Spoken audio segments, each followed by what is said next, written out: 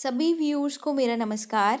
आज का हमारा विषय है थ्योरी ऑफ प्रोडक्शन, उत्पादन का सिद्धांत। ये जो टॉपिक है ये माइक्रो इकोनॉमिक्स पेपर में आपके लगता है। माइक्रो इकोनॉमिक्स जो पेपर है वो बीए फर्स्ट ईयर के स्टूडेंट्स और एमए प्रीवियस दोनों ही क्लासेस में ये जो पेपर है आपके लगता है माइक्रो इकोनॉमिक्स। तो सबसे पहले हम जानते हैं कि प्रोडक्शन किसे कहते हैं। Production means creation of utility, उपयोगिता का सृजन करना। हमने पिछले वीडियोस में पढ़ा कि उपयोगिता किसे कहते हैं। किसी वस्तु या सेवा में उपस्थित वह गुण जो मानवीय आवश्यकताओं को संतुष्ट करे उसे कहेंगे उपयोगिता। जो मानवीय आवश्यकताओं को संतुष्ट करे उस गुण को कहेंगे उपयोगिता। और किसी वस्तु में उपयोगिता का सृजन करना उसे कहेंगे उत्पादन। वो गुण डेवलप करना जिससे वो मानवीय आवश्यकताओं को संतुष्ट करे उसे कहेंगे उत्पादन। अब कई बार क्वेश्चन आता है कि what is the meaning of production function, उत्पादन फलन क्या है। Functional relationship between input and outputs, आगत और निर्गत में जो फलनात्मक संबंध पाया जाएगा उसे कहेंगे हम उत्पादन फलन। आगत और निर्गत में जो फलनात्मक संबंध पाया जाता है उसे कहेंगे उत्पादन फलन। मान लीजिए क्यों, ये क्या है, output is the function of labour, N का मतलब है लेबर, एल का मतलब है लैंड, कैपिटल, एंटरप्रेन्योर, मैनेजमेंट। ये क्या है, लेबर, लैंड, लेबर, कैपिटल, ये इनपुट्स हैं। ये क्या है, इनपुट्स, निर्गत जो डाले गए हैं।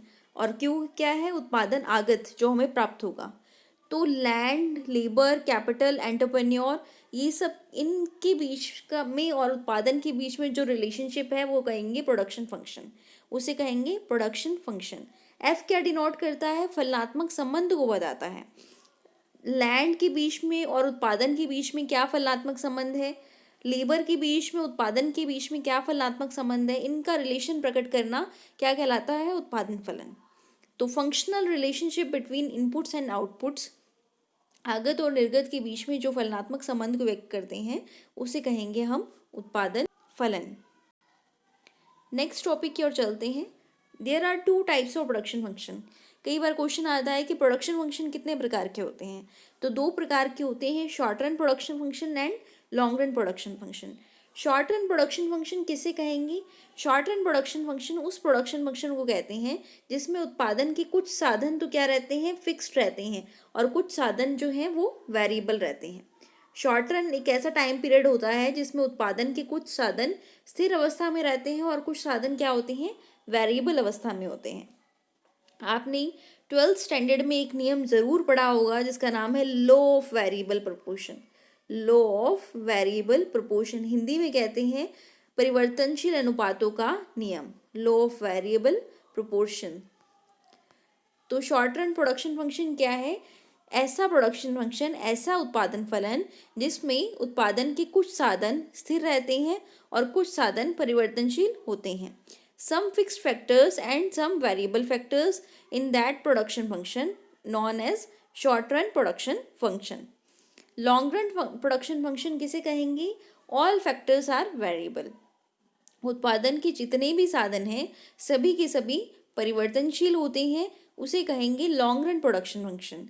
लॉन्ग रन प्रोडक्शन फंक्शन में जो नियम लागू होता है वो है law of returns to scale. Law of returns to scale, पैमाने की प्रतिफल का नियम। Law of returns to scale, पैमाने की प्रतिफल का नियम। ये जो लॉ ऑफ वेरिएबल प्रोपोर्शन है और law of returns to scale है, इसकी हम विस्तृत रूप से चर्चा करेंगे अलग अलग वीडियोस में, अलग अलग लेक्चर्स में। एक एक टॉपिक को बहुत अच्छे से क्लियर करेंगे। ये जो टॉपिक है आपने 12th स्टैंडर्ड में भी पढ़े हुए हैं, लेकिन कुछ कंसेप्ट्स जो हैं वो नए हम ग्रेजुएशन में पढ़ेंगे। लॉ ऑफ वेरिएबल प्रोपोर्शन कब लागू होता है, शॉर्ट रन में लागू होता है जब उत्पादन के कुछ साधन, मान लीजिए क्यू क्या है, उत्पादन है, किससे प्राप्त होगा, लेबर और कैपिटल से। लेकिन शॉर्ट रन में कैपिटल तो क्या रहेगा, कांस्टेंट रहेगा, केवल लेबर काम करेगा। कैपिटल कांस्टेंट रहेगा, केवल लेबर काम करेगा। और जब लॉन्ग रन होता है तो क्यू बराबर एफ एल के, दोनों ही क्या होंगे, वेरिएबल होंगे। दोनों ही क्या होंगे, फैक्टर्स वेरिएबल होंगे। अब देखो लॉ ऑफ वेरिएबल प्रोपोर्शन, परिवर्तनशील अनुपातों का नियम। जब लेबर को वेरिएबल मानकर बाकी सभी फैक्टर्स को क्या माना जाता है, कांस्टेंट माना जाता है, तब ये नियम अप्लाई होता है, law of variable proportion. Law of variable proportion, परिवर्तनशील अनुपातों का नियम। जब लेबर को तो क्या मानती हैं, वेरिएबल, और बाकी सभी फैक्टर्स को क्या मानते हैं, कांस्टेंट मानते हैं, तो कौन सा नियम अप्लाई होता है, लॉ ऑफ वेरिएबल प्रोपोर्शन, परिवर्तनशील अनुपातों का नियम। हालांकि ये जो नियम है हम बाद में पढ़ेंगे, लेकिन कुछ कुछ चीज़ें जो इम्पोर्टेंट है, जैसे टीपी, एपी और एमपी, इन तीनों का ज्ञान होना हमें आवश्यक है। जैसे मैंने आपको यूटिलिटी के चैप्टर में क्या पढ़ाया था, TU, AU and MU, total utility, average utility and marginal utility, ये कंसेप्ट पढ़ाए थे मैंने आपको। उसी तरह से अब हम जो प्रोडक्शन वाले चैप्टर है उसमें 3 कंसेप्ट पढ़ेंगे, TP, AP and MP, total production, average production and marginal production. ये तीनों पॉइंट्स पढ़ने ज़रूरी हैं यदि हमें क्या पढ़ना है, लॉ ऑफ वेरिएबल प्रोपोर्शन पढ़ना है। आज की इस वीडियो में हम ये इन तीनों बातों को अच्छे से क्लियर करेंगे कि टीपी क्या होता है, ईपी क्या होता है और एमपी क्या होता है। जो नेक्स्ट वीडियो आएगा उसमें हम बात करेंगे, नेक्स्ट लेक्चर जब मैं आपका लूँगी तो लॉ ऑफ वेरिएबल प्रोपोर्शन की तब बात करेंगे। लेकिन आज केवल इतना ही बात करेंगे, कुल उत्पादन किसे कहते हैं, औसत उत्पादन किसे कहते हैं और सीमांत उत्पादन किसे कहते हैं। तो परिवर्तनशील अनुपातों का नियम, जिसे अंग्रेजी में कहते हैं law of variable proportion, when labour is only the variable factor, जब केवल और केवल श्रम जो है वो परिवर्तनशील साधन है, and other factor remains constant, और बाकी सभी जो फैक्टर्स हैं, बाकी सभी जो साधन हैं वो क्या रहते हैं, स्थिर रहते हैं, तब लॉ ऑफ वेरिएबल प्रोपोर्शन जो है वो अप्लाई होता है। अब हम बात करेंगे एक एक पर कि टीपी किसे कहेंगे। सबसे पहले बात करते हैं टीपी, कुल उत्पादन, इंग्लिश में कहते हैं टोटल प्रोडक्ट, हिंदी में कहते हैं कुल उत्पादन। तो कुल उत्पादन किसे कहेंगे, परिवर्तनशील साधन की एक निश्चित मात्रा का उपयोग करके जो उत्पादन की मात्रा प्राप्त होती है वो कुल उत्पादन कहलाते हैं। Amount of total production with given amount of a factor, परिवर्तनशील साधन, हमने माना कि Q is the function of labour and capital, और हमने ये भी कहा कि कैपिटल क्या रखेंगे, शॉर्ट रन में कांस्टेंट रखेंगे। तो परिवर्तनशील साधन कौन सा हुआ, लेबर हुआ। अब लेबर की जितनी भी इकाइयाँ यूज़ करेंगे हम, उसको यूज़ करने से जितना उत्पादन हुआ वो क्या होगा, टोटल प्रोडक्शन हुआ। लेबर की इकाइयाँ यूज़ करने पर जितना भी उत्पादन हुआ उसको क्या कहेंगे हम, टोटल प्रोडक्शन हमें प्राप्त हुआ। Q is the function of L, Q is the function of L, ठीक है। ये तो क्या हुआ, टोटल प्रोडक्शन। आपको कोई डाउट हो तो आप कमेंट सेक्शन में भी डाल सकते हैं। अब ये देखिए डायग्राम इसका, एक्स अक्ष पर क्या लेंगे हम, लेबर, क्योंकि एक ही ऐसा साधन है जिसे हमने क्या माना है, वेरिएबल माना है, परिवर्तनशील माना है। इसकी इकाइयों में 1 2 3 4 5 ये चेंजेस होंगे। और वाई अक्ष पर क्या लेंगे, जो हम जिसका हम डायग्राम बनाना है, यानी टोटल प्रोडक्ट, टीपी, कुल उत्पादन। देखिए जैसे ऐसे हम लेबर की अतिरिक्त इकाइयों का उपयोग कर रहे हैं। In the beginning TP increases at the increasing rate, starting में देखिए 1 से 2, 2 से 3 होने पर यहाँ के पॉइंट तक, जिसे हम पॉइंट ऑफ इन्फ्लेक्शन कहते हैं, पॉइंट ऑफ इन्फ्लेक्शन कहते हैं। इस पॉइंट पर क्या होता है कि जो टीपी है वो इंक्रीजिंग रेट से बढ़ रही है, टीपी बढ़ती हुई, टीपी का मतलब होता है कुल उत्पादन।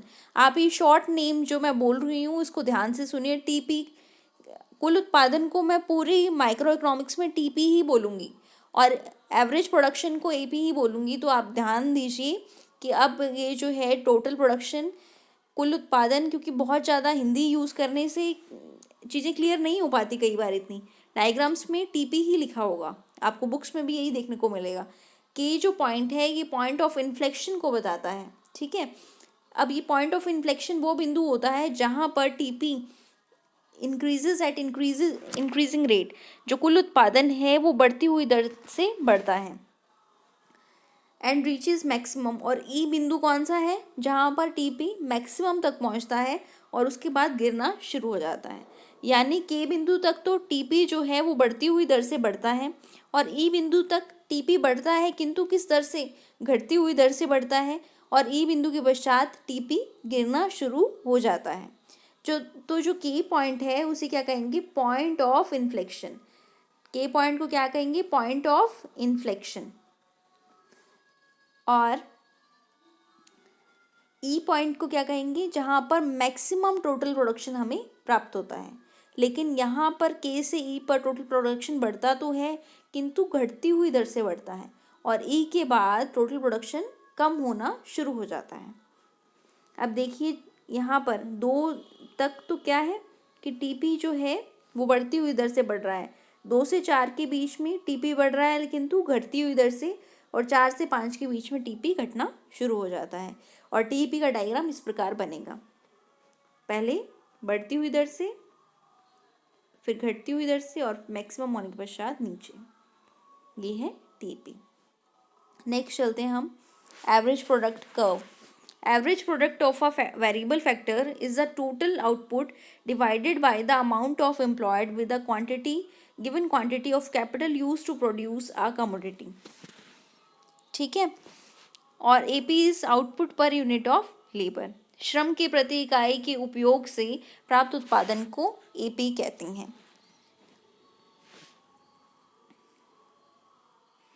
एवरेज प्रोडक्ट क्या है, किसी वेरिएबल फैक्टर का।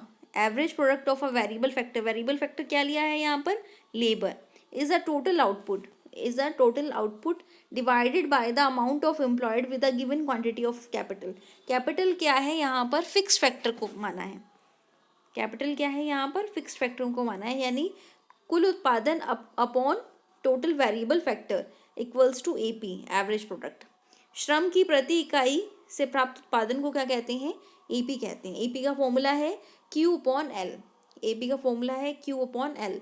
मान लीजिए क्यू जो है वो टोटल प्रोडक्शन हुआ 20 का, और कितनी यूनिट्स लेबर लगी, 5 यूनिट्स, तो एवरेज प्रोडक्शन कितना होगा, 4 यूनिट्स का। एवरेज प्रोडक्शन कितना होगा, 4 यूनिट्स का। नेक्स्ट देखते हैं हम। अब यहाँ पर लेबर जो है एक्स अक्ष पर लिखा हुआ है और टोटल प्रोडक्शन वाई अक्ष पर लिखा हुआ है। टीपी डायग्राम देखिए, टीपी का डायग्राम आपने पहले भी देख लिया है। अब देखिए टीपी से एपी कैसे कैलकुलेट करते हैं। माइक्रो इकोनॉमिक्स में अगर हमने टीपी से एपी कैलकुलेट करना है तो हम मूल बिंदु से रेखा खींचेंगे। मूल बिंदु से रेखा खींची, पहले देखिए ए तक खींची। अब हमने क्या कैलकुलेट करना है, एपी, तो ओ ए अपॉन ओ एल वन, ओ ए अपॉन ओ एल वन, ठीक, तो क्या हो जाएगा, लंब आ जाएगा। स्लोप ऑफ ओ ए, किसी भी चीज़ का स्लोप निकालना है हमें तो कैसे निकालते हैं, लंब बटे आधार। लंब बटे आधार, लंब कितना है, ए एल वन, और आधार क्या है, O L one. A P at point B, B L two upon O L two. इस प्रकार से हम फाइंड आउट करेंगे तो क्या डायग्राम आएगा, इन्वर्टेड यू शेप। क्या डायग्राम आएगा, इन्वर्टेड यू शेप। आप घर पे करके देखिए, जैसे ही हम ये लंब डालेंगे और फिर कैलकुलेट करेंगे तो इस तरह का डायग्राम हमें देखने को मिलेगा। नेक्स्ट है मार्जिनल प्रोडक्ट किसे कहते हैं। MP is the addition made to the total production by the employment of an extra unit of labour. एक अतिरिक्त इकाई के उपयोग से जो कुल उत्पादन में वृद्धि होती है उसे कहते हैं एमपी। एक अतिरिक्त इकाई के उपयोग से, मान लीजिए लेबर पहले 5 था और क्यू था हमारा 20 रुपये टोटल प्रोडक्शन। अब लेबर जो है 5 से बढ़ाकर 6 कर दिया तो टोटल प्रोडक्शन जो है 25 हो गया। तो ये जो 5 है ये क्या है, एमपी है। एक अतिरिक्त इकाई के उपयोग से जो कुल उत्पाद में परिवर्तन आता है उसे कहते हैं एमपी। एमपी का फॉर्मूला है TP N minus TP N minus one, TP N minus TP N minus one. MP का डायग्राम आप देखिए, जैसे हमने पिछले डायग्राम में मूल बिंदु से रेखा खींची थी, अब इस डायग्राम में हम स्लोप्स लेंगे, ए पर लिया, बी पर लिया, ढाल लेंगे, इस तरह से मापेंगे, क्योंकि जो टीपी की ढाल है वही क्या है, एमपी है। तो इस तरह से ये भी इन्वर्टेड यू शेप जो है इसका डायग्राम बनेगा। एमपी का डायग्राम भी इन्वर्टेड यू शेप के जैसा ही बनेगा। A L one upon MP at point A, तो A L one upon K L one, A L one upon KL1। B point पर क्या होगा, BL2 अपॉन AL2। इस तरह से मेज़र करेंगे तो ये डायग्राम हमारा निकल कर आएगा। अब जब स्टेजेस ऑफ प्रोडक्शन की बात करते हैं तो TP का डायग्राम, AP का डायग्राम और MP का डायग्राम आप देखिए। जो MP है वो पहले ही अपने मैक्सिमम बिंदु तक पहुंच जाती है और AP है उसके बाद में अपने मैक्सिमम तक पहुंचती है, और MP जो है वो ज़ीरो हो जाती है, AP कभी ज़ीरो नहीं होती। तो इस तरह ये तीनों डायग्राम बनते हैं TP, AP और MP का।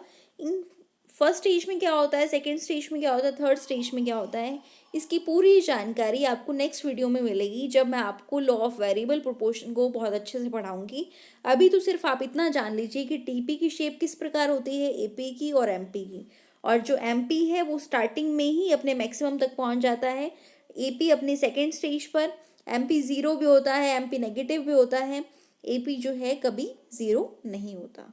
ये जो ए पॉइंट है जहाँ पर MP मैक्सिमम होता है उसे पॉइंट ऑफ इन्फ्लेक्शन कहते हैं। आज के लिए इतना ही, जहाँ हमने जाना कि थ्योरी ऑफ प्रोडक्शन क्या है, प्रोडक्शन फंक्शन क्या है, प्रोडक्शन किसे कहते हैं, TP, AP, MP का मीनिंग क्या है, इसके डायग्राम कैसे ड्रॉ होते हैं। आशा है आप सभी इस वीडियो से लाभान्वित होंगी और घर पे बहुत अच्छे से पढ़ाई कर रहे होंगे। धन्यवाद।